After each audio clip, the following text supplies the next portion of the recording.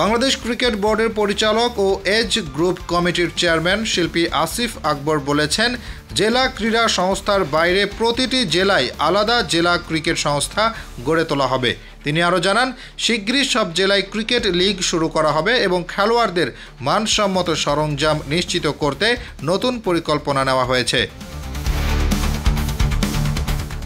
বুধবার 19 নভেম্বর বিকেলে পঞ্চগড় স্টেডিয়ামে এজ গ্রুপ ক্রিকেট ডেভেলপমেন্ট ক্যাম্পের অংশ হিসেবে জেলা ক্রীড়া সংগঠক ও ক্রিকেটারদের সঙ্গে মতবিনিময় করেন তিনি।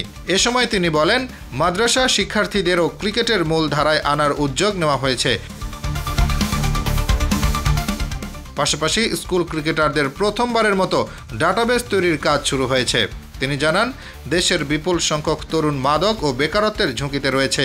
তাদের খেলাধুলায় যুক্ত করতে ক্লাস 4 থেকেই পরিকল্পনা শুরু করা হয়েছে। নারীদের জন্য বিশেষ সুবিধা ও প্রয়োজনীয় সব সুযোগ সুবিধা দেওয়ার আশ্বাসও দেন তিনি। অনুষ্ঠানে আরও বক্তব্য রাখেন বিসিবি পরিচালক হাসানুজ্জামান, মেম্বার সেক্রেটারি আরমানুল ইসলাম ও আম্পায়ার শাকির। জেলা ক্রীড়া সংস্থার মেম্বার সেক্রেটারি আবুল হাশেম সভাপতিত্ব করেন।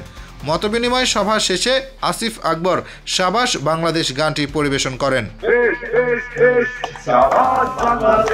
হাসিবুর রহমান, দৈনিক আওয়ার বাংলাদেশ,